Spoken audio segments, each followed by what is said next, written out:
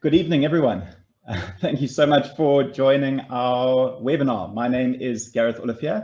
I'm the head of the online PGDA and Bridging program. Thank you so much for joining this webinar. We've been preparing for it and just so excited to have this discussion in the lead up to our July intake that'll be starting in the next few weeks. We just love having these sorts of conversations. So thank you for joining us. I'm joined by an amazing panel who I'll introduce to you guys shortly.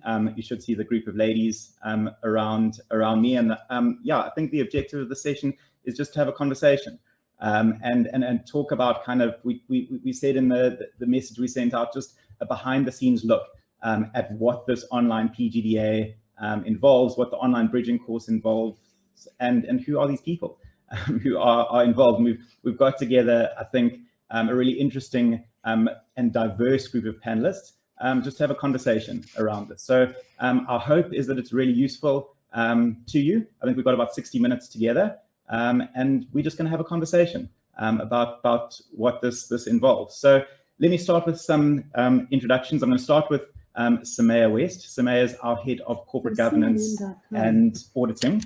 And Samaya, maybe you can just say hi. Thanks, Gareth. Good evening or good afternoon, everyone. I'm Samaya West, and I'm the subject head for corporate governance and auditing. I've almost recent, I can say it's recent, but it feels a lot longer than that. I joined Muller Park and CA Connect about a year and 2 months ago, and I'm excited to share my experience, my experience as a student many moons ago. But I'm super excited to share some stories from my side. Thanks, Gareth. Great to have you on board. I'll then go to Bridget. Bridget, interesting. You've been a student with us and you've been a lecturer with us. So we also can't wait to have some discussions with you as well. Hi, Gareth. Hi, everyone. Yes, I am an alumni. I graduated class of 2021. And this year I'm part of staff as an assistant lecturer in CGAU. And I'm looking forward to sharing my story with you. Awesome. Thanks, Bridget. We've then got Cheri-Amor. Cheri-Amor was with us last year and one of our top performers in the class. Thanks for joining, Cheri-Amor. Yeah, hi everyone. So it's great to be talking to you all today. As Gareth said, I did my PGA last year in 2021. So I'm currently busy with my my articles at Ernst & Young. I'm also newly married, and yes, I'm very excited to be here today. Awesome. And then we've got Bessie as well. Bessie, also a different and interesting perspective, as Bessie is also a former student of ours and also currently a mentor. And Bessie, hopefully that's something we'll also dig into a little bit in the discussion. Thanks, Gareth. Hi, everyone. I love Millpark so much. I became a mentor to stay in the family. I was in the class of 2021 and I did my PGDA, married, in a job, and COVID, and you'll hear more about that. Awesome. And I think we've got one other panelist, Mike McInerney, who I think Hanley, our producer, is going to pull in shortly. So we might see his face coming up just now. But also just to let you guys know, I see there's comments on the side going crazy. Just awesome to see, everyone saying hi there and some questions coming through. Just so you know, we've also got some of our lecturers answering some of the questions and chatting there. So if you see names from Tracy's our deputy head of department, Shamiz is our senior operations officer, and I think Ron Billett is also making comments in there. He's the head of tax. So we've got an interesting group of people on the session. We're excited to have this conversation.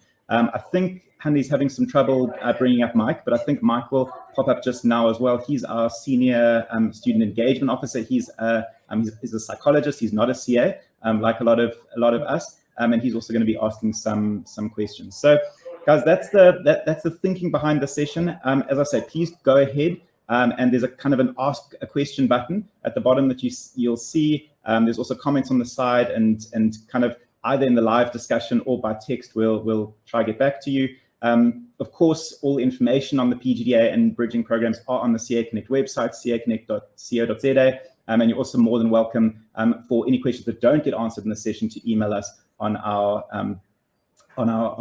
email address that I think will also be put in the comments. So please, feel free to interact in any way that kind of works for you. And I see Mike popping up. And Mike, if you can, I think you're going to be my deputy MC in this conversation, and just join in the conversation from that point of view. Yeah, well, I think it's the best way to kind of start things off if you're the deputy MC is to get the main MC to do the introducing for you. So that I don't need to say anything. I think you've kind of covered all the bases. Looking forward to this conversation, guys. Awesome, guys. Well, we're gonna dive into it deeply, but I suppose what the objective of a session like this is to have a conversation about what the heart of this program is. I think from my side, from Mike's side, from Bridget's side, from kind of students who are with us, we this is the stuff we live and we breathe and we talk about every day. So we've got a good idea of what the program involves. But I think from running the program for a number of years, we're also aware that these online programs from the outside, it's like can be confusing, or can be uncertain about what an online program actually become or actually is, and what does it mean to become a CA through an online program. And so I think that's at the end of the day, that's our hope, I suppose, for a session like this, is we just give you a small taste of what it means to study online, what it means to be part of our program. And not only that, I think also just to talk about life as well. Because studying in isolation is one thing, but I know a lot of the experience that some of the panelists with me will talk about is just life and its interrelation with studying. And I think that's also things that we juggle as we go. I think the objectives also in a session like this, you'll notice I'm in a t-shirt. We are not scripted. We're just trying to have a real conversation. I know for the guys who are thinking about joining the program, you want to know what this program involves. And one of the biggest things we try to do, I suppose, is just to be authentic, to have real conversations. Sometimes it means we mess up and we say and and we sometimes say, I don't know the answer and I'll get back to you.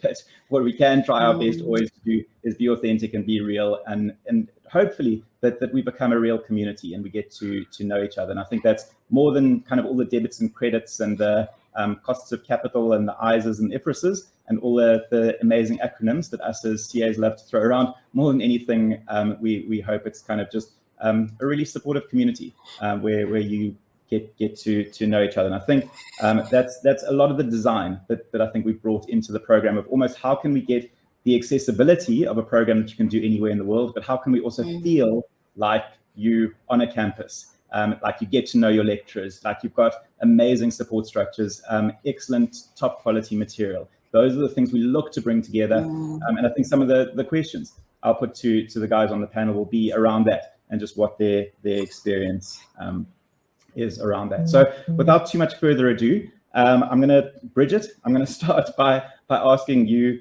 a little bit, because I think you've got a particularly interesting perspective, having been a student on the program, as well as now a lecturer.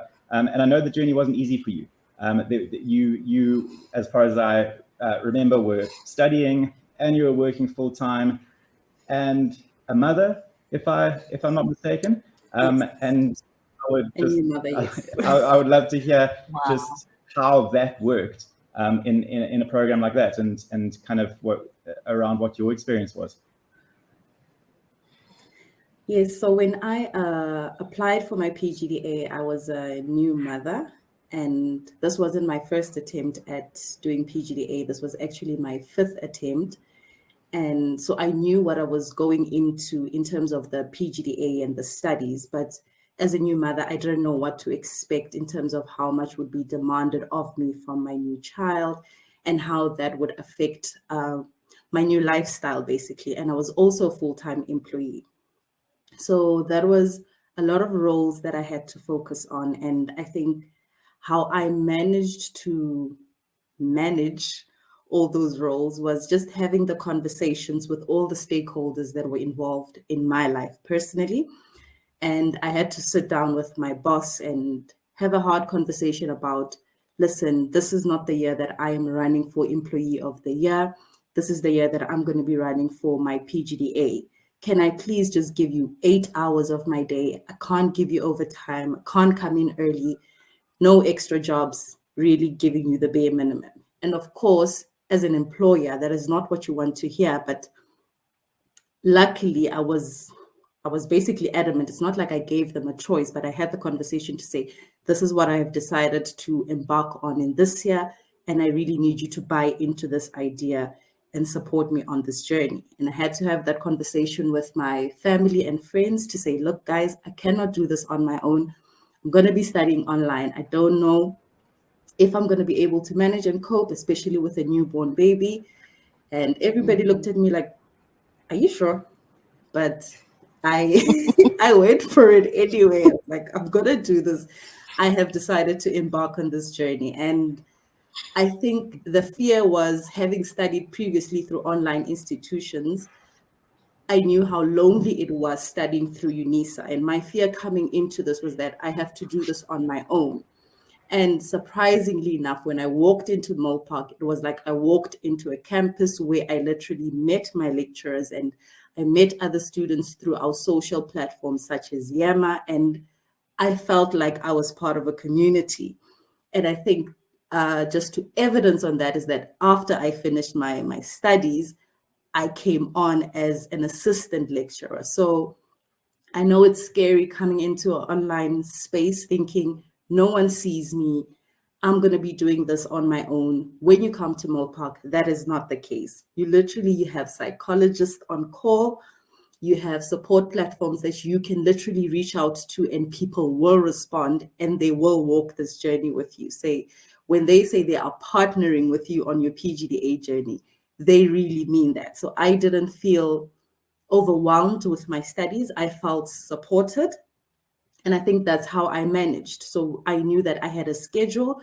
When I knocked off from my 9 to 5, walked into my campus, which is my small space in my little room, I knew that, okay, now I'm going to be engaging with my people. And to this day, they're still part of my family. And I think that is one of the most awesome and amazing things that you're going to experience with Mopark. It's being part of a real community. It doesn't even feel virtual. It feels tangible. You know that they are there and you feel it. And the journey with them is absolutely amazing. It is challenging because, yes, I was working 8 to 5. I had a newborn baby. So there are sacrifices that you're going to have to make up front. And that is something that you need to be okay with and be realistic about as well. And with discipline, I think I am testament that it is possible. It's a very emotional journey. That's why we have Mike.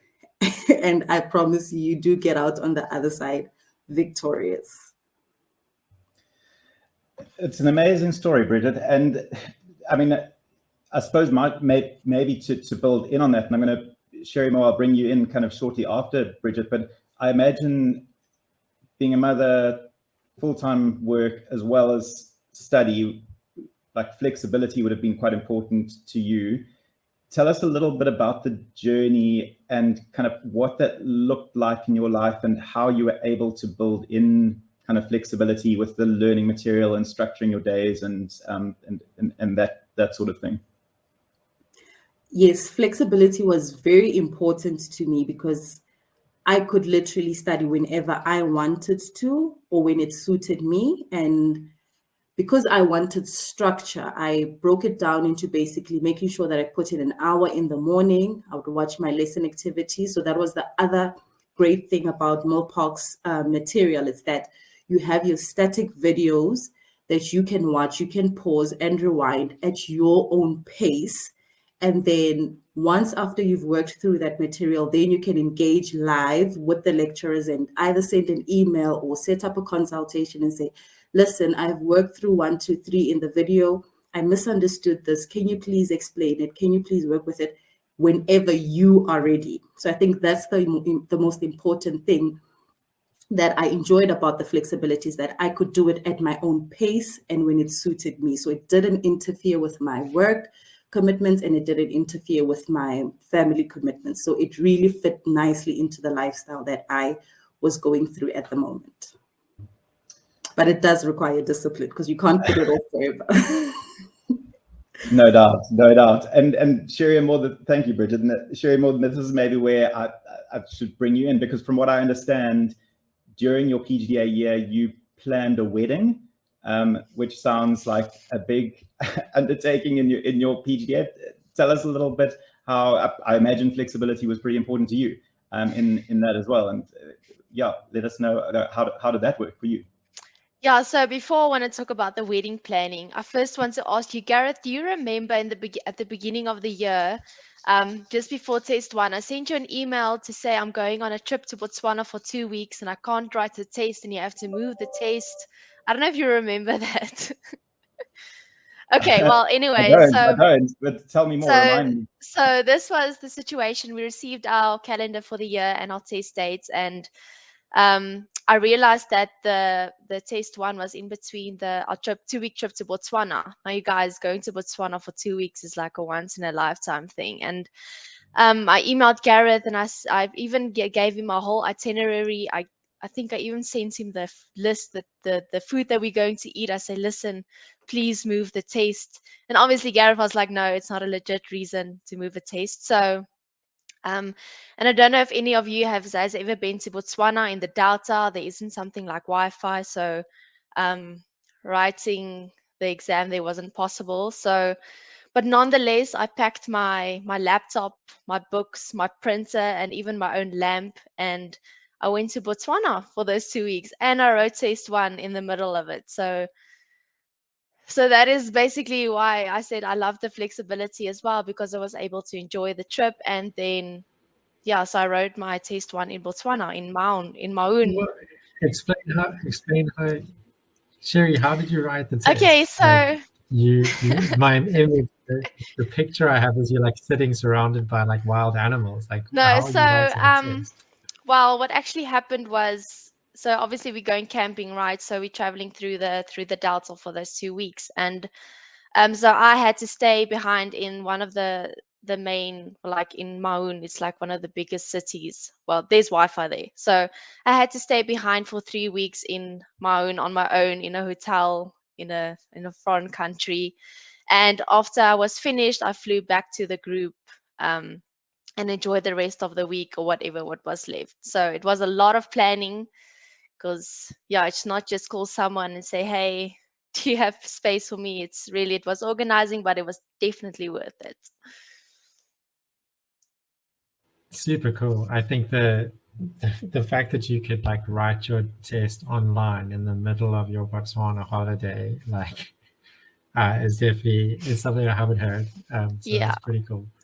And a nice example of like flexibility, right, Gareth? Like, you know, there's not just flexibility in terms of like when you study, but also like where you write your tests and that kind of thing. And I think that's probably really useful as well. Yeah, no, it was great.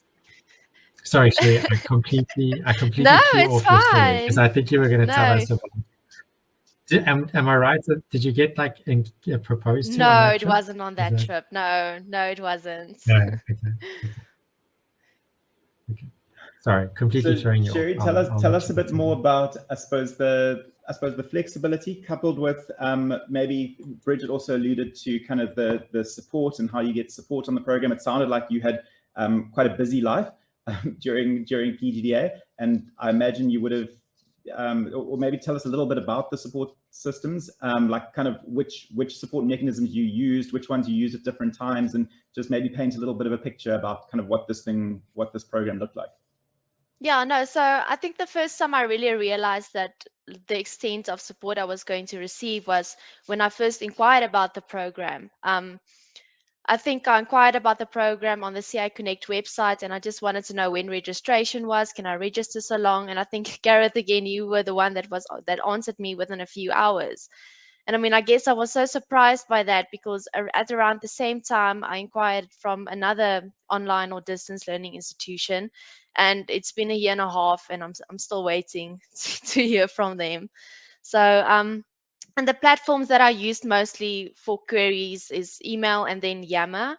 So for the students who don't know what Yammer is, it's, if I can compare it to like a contact learning institution, like you stand up in the middle of the big lecture hall and then you shout your question, and then either the lecturer or the students will answer you. So that is exactly what it is. So what I like about that is you don't necessarily have to wait for the lecturer to answer you, because obviously there's 500 students. So for the lecturer to get to your answer, don't get mistaken, like they still answer you very quickly, but to get feedback from the students as well, and to get like a view from their perspective, and then either the lecturer will then either add more detail to the answer the student has given, or they would confirm that the answer is correct.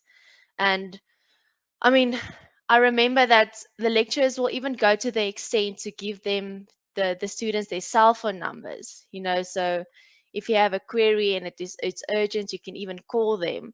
But I remember that we were requested very friendly to not call them on a Friday afternoon after 2 beers, and then ask them why was the test so hard, and wanting to fight with them because you didn't have the answers. So, but that is, for example, the extent that the lecturers will go to. And I think it's just also, when you join the program, don't be afraid to ask the questions. Don't be afraid to use the platforms. I mean, I think just the way life works, it's usually the question you don't ask that shows up in the test. So I really enjoyed this. Yeah. And Cheri-Amor, from what I understand, your background previously was that you were at a contact institution. So you have an interesting background in terms of you come from a contact background. And like Bridget, I think Bridget, you said you came from UNISA, and oftentimes we think kind of a contact institution, that's a great experience in terms of you really get to know your lecturers well, you get to know the students around you. And you kind of feel part of an on-campus live community of lecturers and students. How did that kind of compare in terms of the feeling that you'd got in terms of being part of the online program? Well, see, I would say the support that I received wasn't different. I received the exact same report that I would have at a contact institution. I actually think I would prefer to do it online, because you can, like Bridget has mentioned, even the videos and everything, you can pause it. I don't know. I think I'm one of those people, like 10 minutes into a lecture, I'll start thinking about what I'm going to eat tonight and what's going to happen tomorrow, what I'm going to do this weekend.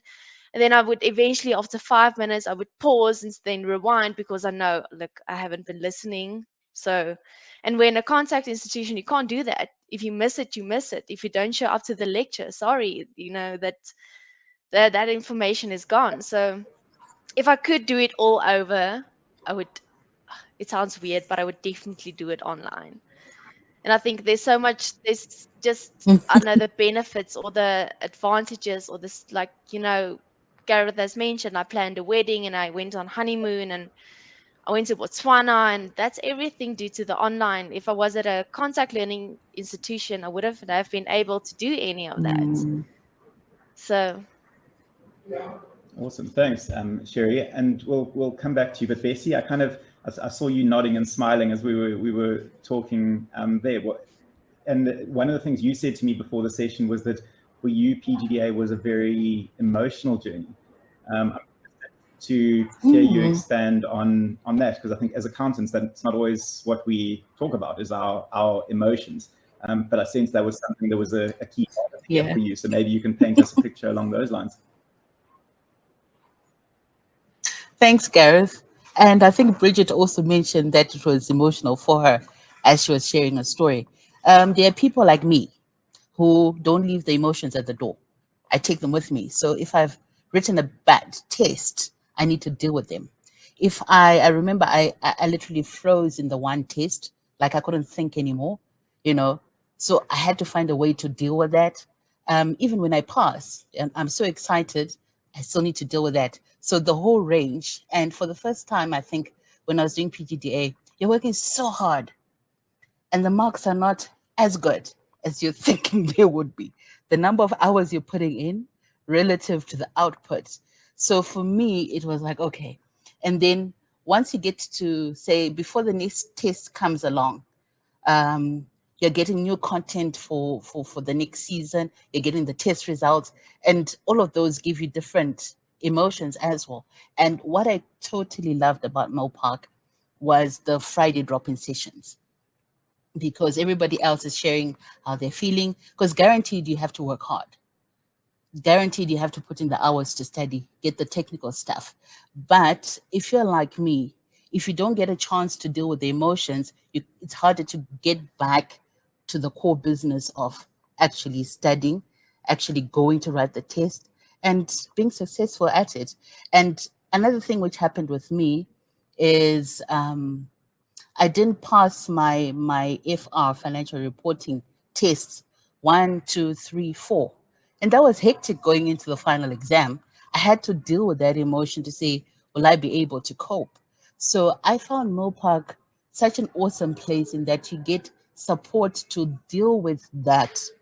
I'm not passing, and still get the strength to go and write the final exam, and thank God, pass. That's awesome to hear, Bessie. And I'll come back to you shortly because I want to ask you about the mentor role that you play. But Mike, can I bring you a little bit into the conversation, because you're not a CA, but you integrally involved in the CA program and have a good understanding of the process. When you listen to Bessie's story, is that similar to a lot of the other stories that you hear from students, and kind of what goes through your head when you hear those types of things?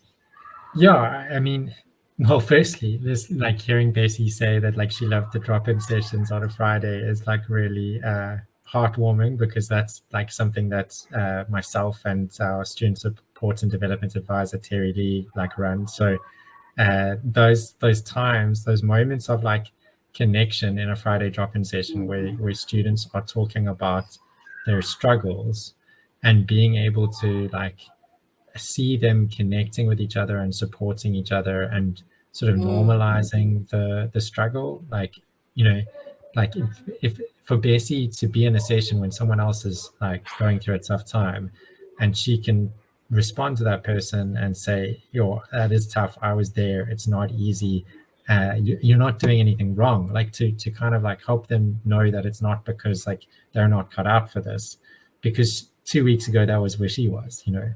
And I think for me, that's what's, like, so incredible about being able to create a community, even in an online space, where students can sort of feel supported from each other, have their experience be normalized, and know that success is possible, even when, you know, things don't always go according to plan, whether it's, like, the test results or stuff that's happening at work. I mean, you can see, like, I look at these questions in the chat, right, about, like, how do you manage, like, work and studies? How do you manage your time? And it's all of the stuff that comes up in these questions. Often, my impression is from students who've, like, attempted PGDA in the past, is stuff that our students are constantly supporting each other with, like, through the Friday drop-in sessions and through little study groups and through accountability buddies, and getting support and input from the staff on. And I think, like, it's crazy to me, as someone who's not a CA, like, how difficult this journey is, how many people, like, still try and do it, and how people succeed in, like, the most difficult of circumstances. You know, like, I'm always blown away by stories like Bridget's and Cheri's and Bessie's, because I think they really signal, like, massive achievements, and an achievement that I probably wouldn't have realized unless I was, like, intimately involved in the program and, like, saw that struggle and really understood the demands of the volume of workload. Like, you know, I've studied, but I've never seen, like, workloads like what's in the PGDA or Bridget. Mike, so it's interesting how you kind of bring in the idea of kind of support and what it means to be supported. And I think oftentimes when you think about support, we think, oh, how will the lecturer support me? And I think what you're saying, and Bessie, this probably comes back to you around a mentorship role, and kind of Cheri, you spoke about Yama, about support is such a broad idea in terms of, yes, of course, it's lecturers supporting students, but it's also students supporting students. It's also alumni supporting students. It's also, Bridget, kind of how you said, it's also about your work supporting your students. And it's about, I think, creating that kind of overarching aspect of support, because studying does not happen in isolation. It happens in the context of life. And I think that's why when we talk about emotions and we talk about kind of struggles with being a mom and work, and like, we have to talk about that stuff because studying is something that happens in a context. And yeah, Bessie, maybe I can then through that talk about this idea of a mentor and the role that you now play as someone who's not a current student with us anymore, but you're still involved in the program. And maybe for the guys who don't know, maybe give us a sense of what a mentor does, and how that can contribute to this community of support. Thanks again, Gareth. Being a mentor is an added layer of support, I would say. And you've got all the formal ways that you'll be supported by Milpark. And mentorship really is, you're getting someone who is, say, cross the river. And they're saying, okay, I've crossed the river.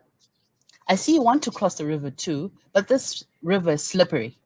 Let me show you how you can navigate your way around. You don't have to do everything I did, but this is what I did and it worked for me. So you want to celebrate on the one day, I'll let you celebrate. You want to moan, you want to whinge, I'll give you 2 seconds. But at the end of the day, we want to get to a point of accountability to say, okay, with where you are now, how can we help you to get to the next test? How can I get you to get to the next exam? How do you get over the bad test result? How do you not over-celebrate the good one and stop studying?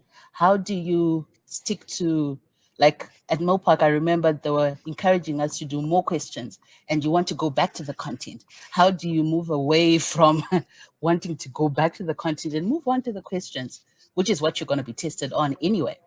So practice the exam technique. So essentially your mentor is an informal cheerleader who's saying, let's go together. Let's walk across that river. I can do it. And I'm a living example that I can do it.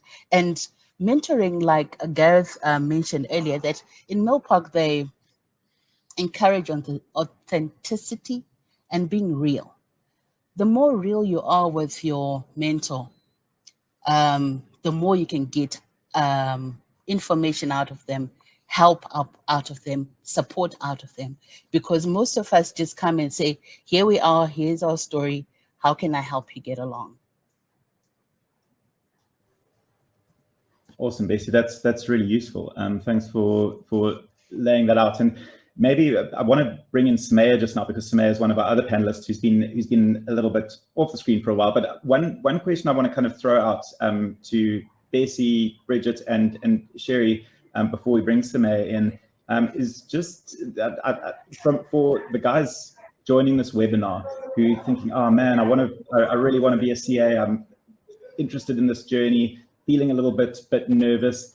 What comes to mind that you guys know now that you didn't know then, and that you would say is just like really good advice to say to the guys who thinking about joining the program? And I'll let you guys take it in terms of who wants to speak first.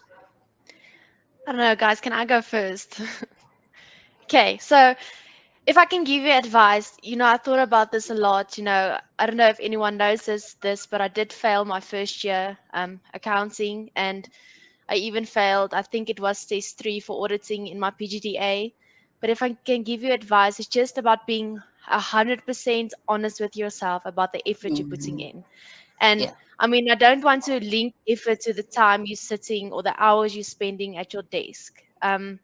If you're spending 50, 60-hour weeks and you're not passing the test, then you're not putting in the effort. If you're just watching the videos to get through the videos and go on with your life, you're not putting in the effort. You have to make notes and you have to ask yourself the hard questions, and you have to apply your mind, and you have to, you have to be in the moment. And you have to be, that's why I said you have to be 100% honest with yourself about the effort you're putting in. If you don't know something, are you reaching out to the lecturers to understand the topic or the subject? Are you, are you working through the prior year test papers in preparing for your test? Not just, I don't know, the Afrikaans is die oor ja metode. I don't know if anyone, I don't know how to translate. translate for us?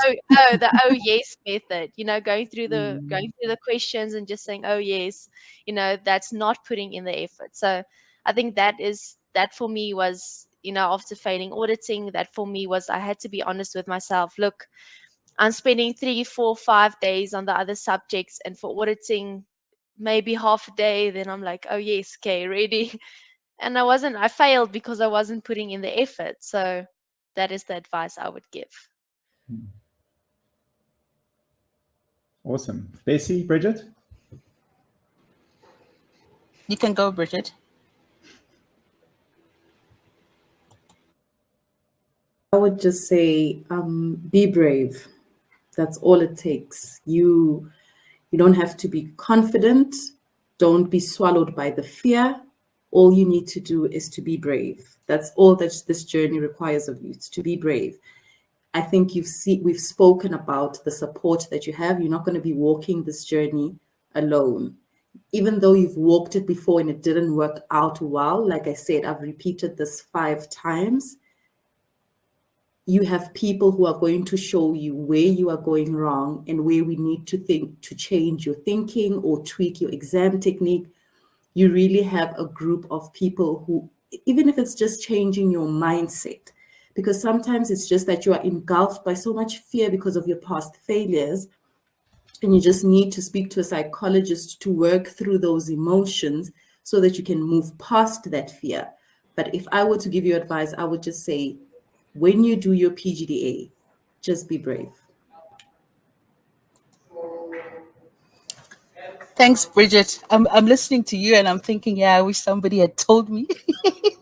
I would need to be brave. You're right to be nervous about getting onto the journey, but it's not a journey that is impossible. It is doable. Someone like me came onto the program. I've got a finance degree, not an accounting degree.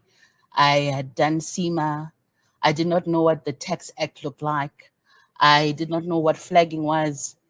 Till now, my standards are not flagged because I couldn't understand what people were talking about. But because of the teaching method and the different support system, I was able to pass it first time. And without even passing all the tests along the way. And what I'll also let you know is it's going to be lots of hard work, but it's doable.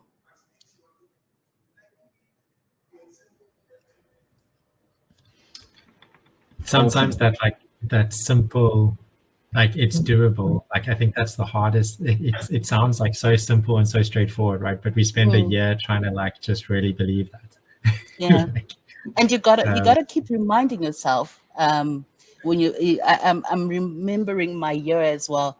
I put a visual sign on my study desk of the ITC exam, the date for the ITC exam. So that was my focus, to say I need to pass this. So if you're visual, put visual aids for yourself to constantly remind yourself to consistently put in the time. And if I can add something else, before you start this journey, I think spend time with yourself and ask yourself, why are you embarking on this journey? And on those days where you receive your test results and they're not what you had expected, on days where it's winter, it's cold, it's raining, you don't want to get up early to study, remember why you are doing this journey. And that will get you up to study. That will get you back up when you've received negative or failing test results. And that will keep you going. You really, really need to know why you are doing this journey. Those are wise words. Thank you. Thank you, guys. I'm going to bring in Samaya, but guys, what you're going to see is Mike's going to disappear. There's a limit on numbers in the number of panelists here. So Mike's going to disappear, and then he's going to come back into the conversation shortly. But we haven't had a chance to hear a little bit of Samaya's story. And Samaya's our head of auditing in the program, and she's got a particularly interesting story, both from a lecturer perspective and from a student perspective. And Samaya, I'll let you kind of flesh out some of the basics that I bring in. But I think, Samaya, your journey has been interesting from the point that you've studied it on a distance basis. You became a CA, also not through passing everything first time. And now you're lecturing and you're part of the crew on the PGDA and bridging course, looking at from that perspective. And I think I'm also just excited to hear kind of your perspective and take on that side of the journey and how you've experienced it. Cool, thanks, Gareth. And I must say, as I was watching everyone share their stories, I got so excited. I'm cheering you out on the side here because it's almost like me reliving my own experience, even though it's a lot of years ago. But I thought I want to share some of the emotions and some of my own experiences in terms of me being a student and then what it looks like on the other side being an academic. So I do want to take you a couple of years back to the years early 2000s. Okay. And I was a student at UCT. I studied my undergrad at UCT. That final year, you need to have an average of 55% to get into postgrad at UCT. I got 53%. Yay. So 2% shy of getting into GDA at UCT. I was then offered this opportunity. I can write an entrance exam for accounting, financial reporting. Night before, I didn't have the confidence. I had the fear. I resonate with all of those emotions that you guys were talking about because I thought I wasn't good enough. The night before I was meant to write that exam, I decided I'm not going to do, or I'm not even going to try this. I'm rather going to enroll distance learning. At that point, there were two institutions offering distance learning. It was UNISA at the time, and it was UKZN. I opted for UKZN. And yes, excited. I'm ready to roll. This is January of the year. I remember my brother still taking me all the way through to the Youth People Center out in Cape Town. And here's your box. Thank you very much. Thank you for the fees. Here's your box of textbooks. And that is it. There's this big brown box and struggling to carry it to the car. And that was my material. That was my material for the year. Okay, so coming from full-time studies, going straight into part-time studies, not knowing what this animal looks like, not knowing how to manage my time, how to engage with anyone else other than myself. What do I do? So remember, I wasn't working at the time. I had practically 20 hours a day to study. And because I wasn't used to having a structured timetable, not going to lectures, not going to tutorials, I thought, well, tomorrow I'll cover this material again. Tomorrow becomes the next day. Tomorrow becomes the next week, the months, and before you know it, you're sitting at test one, and oh gosh, here I go again. I failed. Okay, so a couple of tests I failed, and all because I wasn't managing my time. That's where the fear starts creeping in. That's when the self-doubt starts creeping in. Did I make the right choice? What am I doing here? How am I going to do this? Fast forward to the end of the year, the results come through. I know I wasn't doing well because of just not managing. Fast forward to the end of the year, results come up. I was in front of the laptop. That was the only time I needed to be online. I see the results, and you know when you're scrolling down and you close your eyes and you close the screen at the same time, and you're going down, down, down, and you see Sumaya, my surname was Mani at the time, Sumaya Mani, financial reporting, F. Management, accounting, and finance, F. And deep down inside, I'm hoping that the F stands for my gender, female, but it's not. It's you failed. I'm sorry to be the bearer of bad news. Nonetheless, I had to gather myself. And now I'm at this crossroad and I have to tell myself, well, what are you going to do? What are you going to do? You've come this far. You've got your undergrad. You haven't passed CTA. What now? I then decided I have to pull together some of the pennies. Let's repeat this year. But I needed to, Bridget, you mentioned this. You need to have a long, hard conversation with yourself and be honest and say something didn't work. What was it? There's a couple of things that didn't work. What was that? How am I going to change the behavior? How am I going to use the learnings and the experiences from this year, from the years before? How am I going to change this so that I am successful in the next year? Because there was no doubt about it. I couldn't turn back. I had I signed up with PwC. I was going to start my first year of articles with them. And therefore, I was going to study and work at the same time. So that's a different ballgame altogether. So I studied full-time, I then studied part-time, and then I'm studying while working. Nonetheless, at PwC, yes, again, got the second big brown box. Again, brother took me home, same old textbooks. There's no other support other than guidelines or little textbooks or little files of notes. Again, you need to self-teach, you need to self-manage yourself. Went through that year, managed to pass at the end, barely, but they were the 50s and I got through. Okay. So obviously then ITC came along, and because I didn't have a solid foundation, I didn't make it that year. Okay. And again, I'm at PwC at the time, and you see everyone else celebrating and you are feeling like, oh gosh, the world is up against me. How do I get through this? It seems like it's this uphill battle. I just can't cope. I've been failing. What next? And I remember very clearly, there was, and I've shared this story many times, but I love sharing this. There was a moment when our third year clerks, they had just written what we call now the APC exam. Back then it was the second board exam. And there's a big celebration, and I'm at PwC in Century City. I think I was in my second year at the time. And if you can imagine, there's this open plan area, and there's a couple of balconies, because those are the floors, right, in the building. I'm on the second floor, and I'm looking down at the celebrations. And I'm standing there, and I see one of the third year clerks. He had just received his results. This is at 4 o'clock on that Friday afternoon. He received his results, and he's sitting in the corner, just in the little courtyard, and he's sitting on the bench.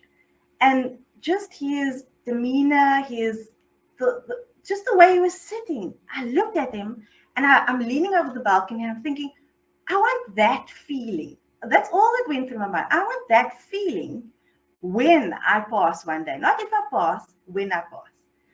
And I remember clearly that I took that with me. I didn't think about the 4 letters. I didn't think about the CA essay. Oh, it's all about the money and all of that. No, I wanted that feeling. And I promise you, next year, when I passed and when I eventually attained the designation, I went to sit on that bench, and I sat in the exact same position, the same arm, everything. And I just pulled in that feeling because I wanted to know what that felt like. And I promise you, I felt it, because it's a hard journey, guys. It is hard, but it's the sweetest reward at the end of the day. Okay, so there's hope always. As a student, as individuals who are studying part-time, we've got wonderful stories being shared by Bridget, Cheri, and Bessie on life commitments, on juggling 1,000 things at the same time, but it is possible. So I definitely resonate with your stories. And yeah, I mean, I can talk about the flip side of things. Maybe Gareth, you want to chip in? Well, Samaya, I think what's always an interesting question, and I love your story, and I could listen to it all day, because probably all of you guys, because it's just amazing I think it's some of my favorite part of my job is just listening to the amazing stories that I often say to people, like, if I wasn't the head of the program and actually meeting you guys and hearing these stories, I wouldn't believe them, because they're remarkable. And from so many things in terms of kind of the diversities of stories to the overwhelming odds. And I think that's where I love our program, that if our program can facilitate almost an ecosystem where amazing stories can be born, then wow, that's something I love being part of. And I'll do that all day, every day. But Samaya, I think something I wanted to touch on from your story that's interesting is if we kind of compare, almost if we think about the big brown box of distance education, where like, here's your notes for the year, and good luck, self-manage for the year. How does the big brown box compare to the online process in terms of, I suppose, the delivery of material, keeping up with momentum of the program, self-managing versus being assisted? Like, can you draw distinctions to that and kind of how that looks? Yeah, sure. I think I would say that the brown box becomes a little black box now, and it's an online screen.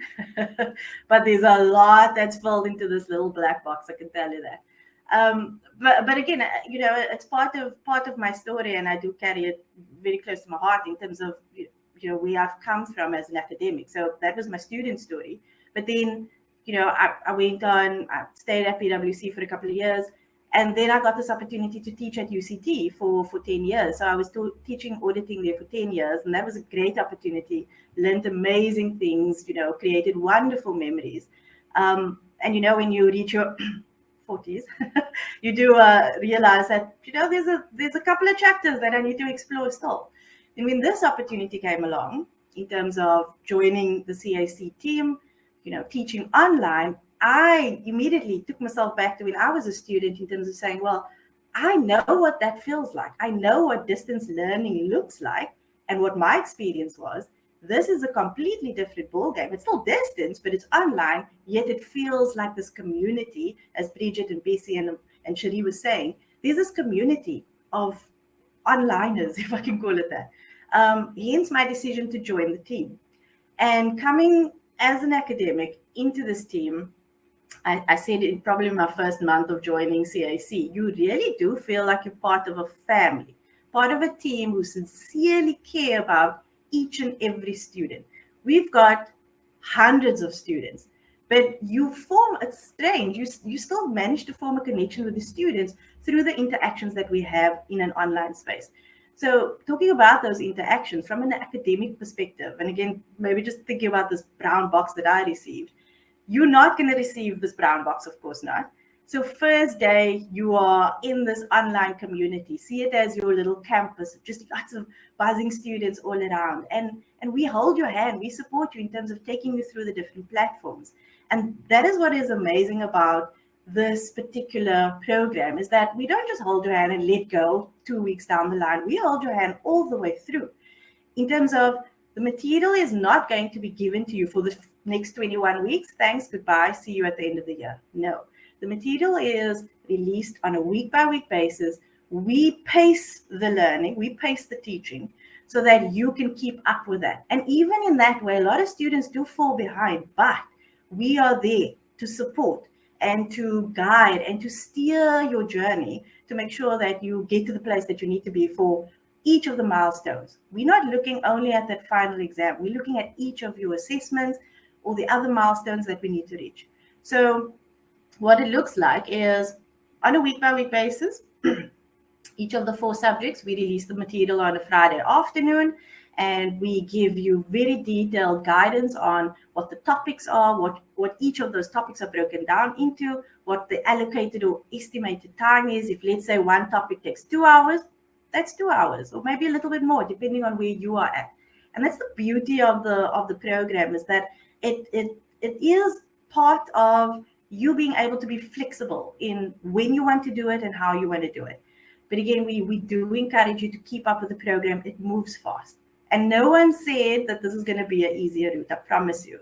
In fact, I feel that studying part-time and coming into this program is one of the hardest routes you can pursue. But again, as I said previously, I think it's the reward. Again, I'm sort of resonating with those emotions. The reward is so much sweeter. So yeah, just in terms of what we do as well as lecturers, we have the static material. You'll see our faces, we pre-record and so on. But on a week-by-week basis, you get to see us. You get to see us in this way. This is where we interact in a live session twice a week, each subject. You sit in, we talk about the content, we consolidate some of the things, and you go back and you either realign or you revise, and then you move forward for the next week. So you are never alone. And I think that is really what attracted me to the program in terms of joining this team.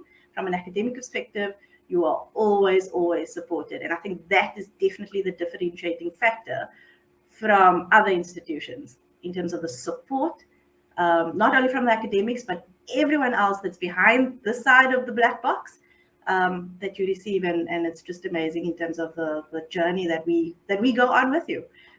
So yeah. Thanks, Samir. Thanks for painting the picture. And I like the kind of some of the stories you tell about momentum and the kind of almost the periodic release of the material, because I think PGDA is it's a big beast to tackle, and sometimes how do you eat an elephant?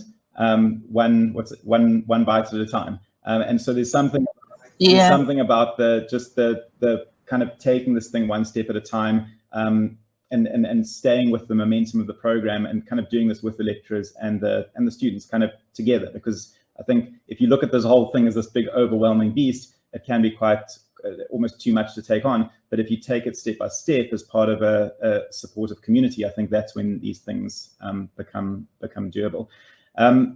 Guys, we've got about 6 minutes left of the webinar. I think we might run a few minutes over. If any of you guys do need to run, I won't think anyone's rude.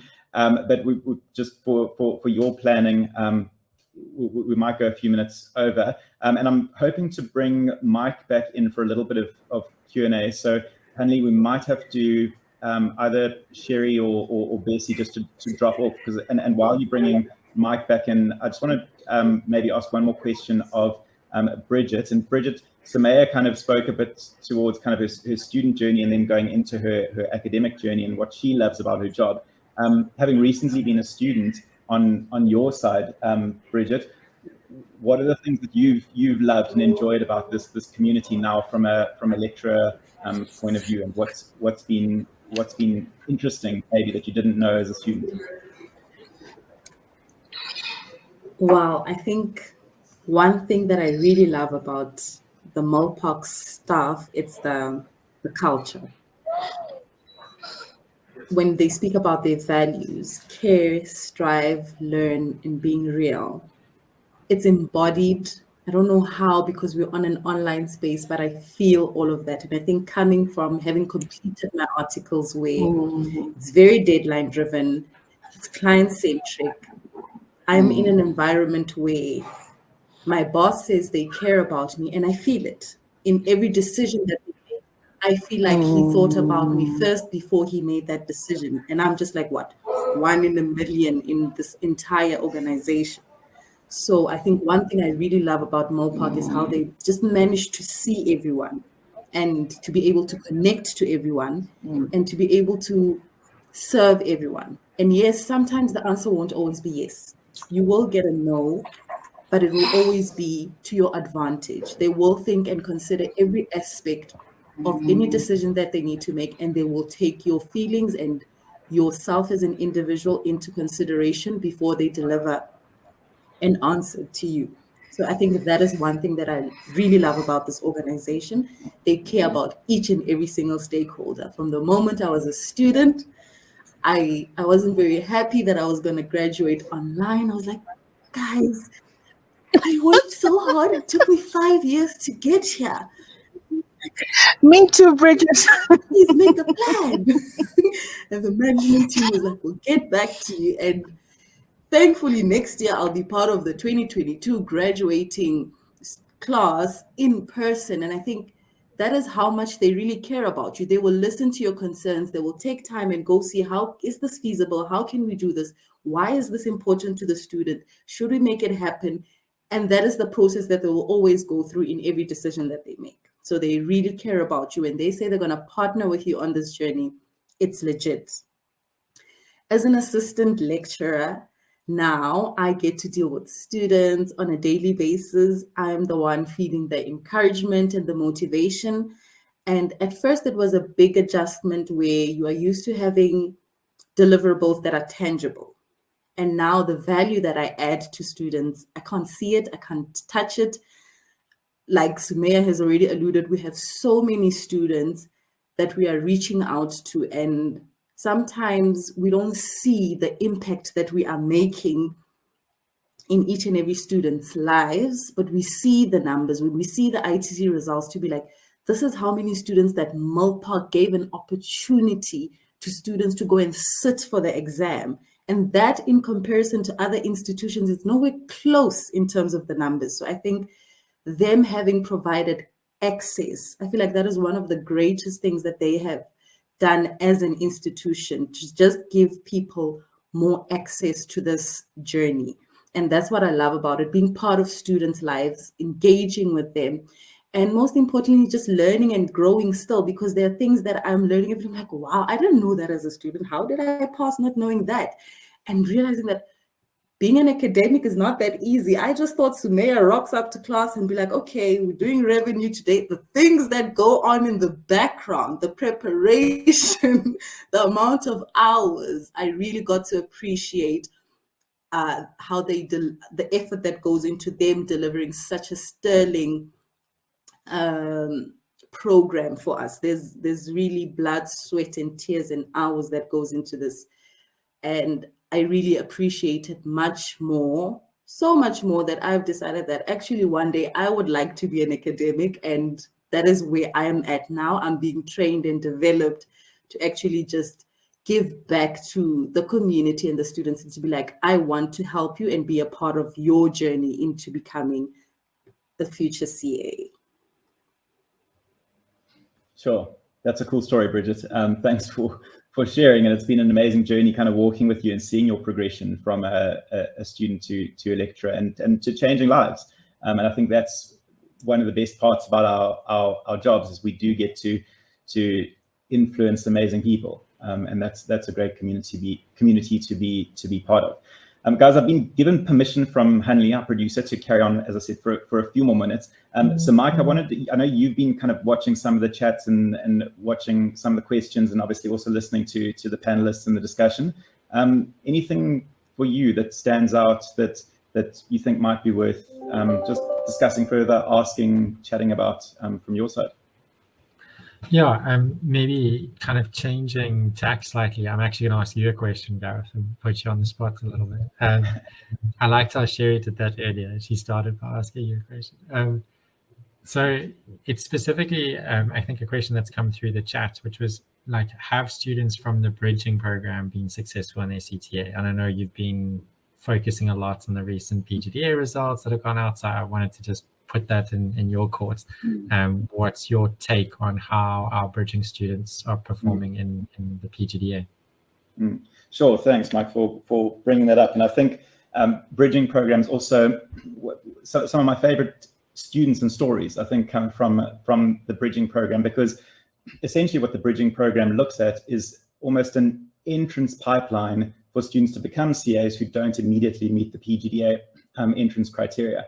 And it's not a third year of a BCom. It's a specific 6-month structured program to kind of really touch on key aspects that'll prepare students for a realistic chance of success in the PGDA. And I think some of the reason I say some of my favorite stories come from guys who come through the bridging program is because without the bridging program, there were students who otherwise would not have become CAs. And we see a lot of students come from the bridging program and from kind of non-CA backgrounds.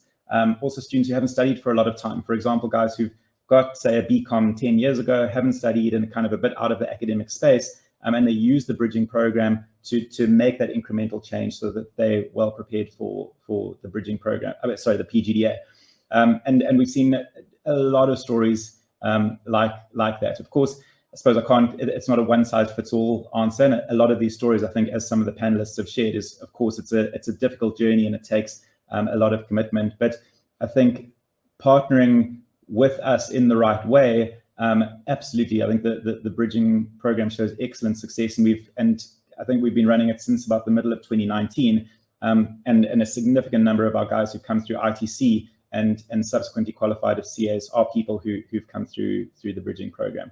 And I think I love the kind of the opportunities that the bridging program presents in that respect. I think another aspect that's really helpful for our bridging program that isn't always immediately apparent is what's great about the bridging program is it also is run under the same almost educational philosophy or process as the PGDA. And it can be almost a nice initial 6 months to almost get ready for the PGDA, because the PGDA, as a lot of the guys have alluded to, is a lot of work and you need to hit the ground running. The advantage with the bridging program is because it's delivered in the same way as the PGDA. If you do the bridging program, you get used to the IT platforms, you get used to the way of learning in an online environment, which for guys coming from a distance background or a content background can be pretty helpful just to get familiar with that side of things. And I think it's also why we see a lot of success of guys from the bridging program. And I think a lot of the feedback the bridging students give us is, wow, I'm just so pleased that I took the extra 6 months and did the bridging program rather than necessarily rushing it and going straight into the PGDA, just because the bridging does provide that just strong foundation that then leverages their ability and opportunity in the PGDA. Do you think that sort of answered the question, Mike? Anything you'd add to that? No, that was excellent.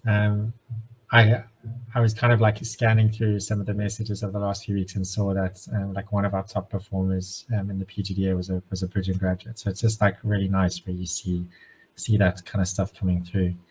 I'm kind of cheating again because I'm going to steal a question, another one from the chat. There was Kulumanko in the chat who was asking specifically Bridget, So I want to frame it specifically with directly. So I'm going to quote directly, saying, did you do the journey by yourself, or did you have a group to work with? So Bridget, that's the question to you. Did you do the journey by yourself, or did you have a group to work with? Okay, so that's one of the other nice things about being online. You see the students and you can see where they are located in the area. And I spotted a name and I saw she's in my area, stole her email address, and I WhatsApp and I sent an email like, hi, I'm also at Mill Park. Can we please be study buddies? And we're still friends today. So I had one study buddy where we didn't meet every week. I think we only met when it was necessary. We just kept each other accountable. And then when we needed help from each other, we'd WhatsApp each other and be like, hi, Tulu, I need help with asset-specific finance. Please make time for me. And then when she's available, we set up a video call, we have a chat, we go through it, and then that's how our study program went. Still friends, good friends. I think that's like a really great example of it takes, one of the things that strikes me always listening to you speak, Bridget, is the courage in it.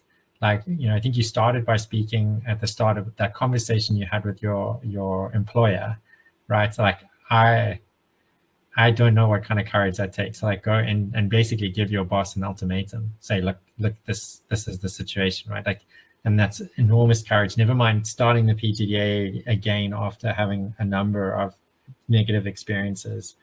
But then here's another like example of that courage, like being central, right? You needed to reach out. Because I think one of the things that sometimes maybe students, still have to learn is like, you don't need to do this journey by yourself, but you are going to have to take steps to make sure that happens. And sometimes it's the bravery of like sending a message to someone who you've never spoken to before, or like, taking those small steps, signing up for a mentor and knowing that, I'm going to have this awkward conversation with someone I don't know. And then it turns out to be Bessie and like everything's great, but you don't know that when you're like signing up for the first time. So I think it's really encouraging to hear, like for me, often the variety of ways in which people deal with the challenge of this journey and find support that doesn't look the same for everyone, right? Some people it's an accountability buddy, for someone else it's a mentor, for someone else it's a bigger study group, or just standing up, Cheri's description of standing up in the middle of the lecture venue and like shouting out your question, the Yammer example. I think that's great. There's different ways of getting support and you shouldn't be doing it by yourself, right?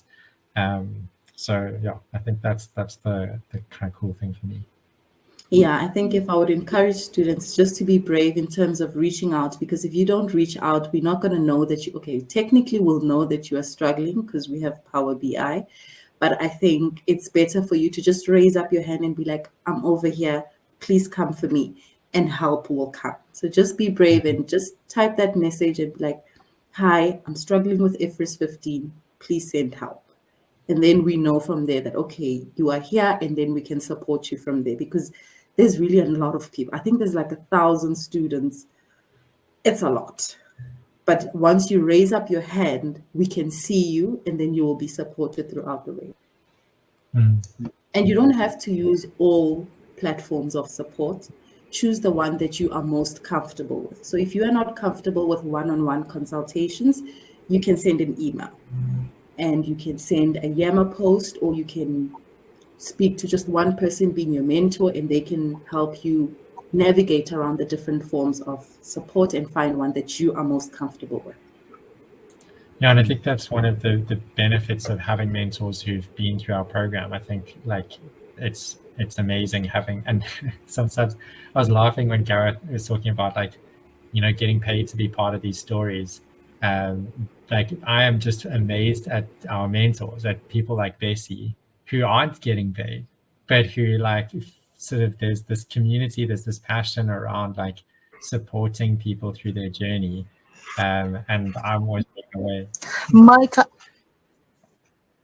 I'll tell you the payment. The day you get that WhatsApp message or email to say I passed, that's like, it's like you can't pay me for that one. you check those, you take those to the bank, those WhatsApp messages. Yeah. Gee, that's everything I kind of wanted to ask. I picked a couple there Awesome. from the chat, but that's Yeah. all from my side. Thanks, Mike. And I think we probably should start wrapping up the session slowly. I think we could go on with these discussions all night. There are some amazing stories to listen to, and I really want to thank the panelists sincerely. I did see one comment that maybe I can touch on. Someone asking just about training contracts and whether our students have training contracts with the Big Four and others. I think we do work quite a lot with the firms where students do their training contracts and articles, and I think we've got quite a diversity of students from Big Four to smaller firms to tip to top. There's, I think, been quite a nice recognition in the market of our program, and we work quite strongly with a number of firms. And I think our message often to students around training contracts is talk about what you want to do. If you want to do your training contract at a Big Four firm, go for it. From a qualification point of view, the MILPOC qualification opens up the appropriate doors. As with anything, though, there's not only one way to do this thing. So Big Four represents a certain opportunity set, and there's different opportunity sets in smaller auditing firms, in non-auditing firms. And I think a lot of that goes to some of the discussions we have around kind of where you want to take your career. But certainly, if you can have clear thinking and articulate where you would like to take your career, I think we see MILPOC students spread around various firms in that regard, and not just pre-articles. Of course, we've got a lot of students as well who've completed their articles.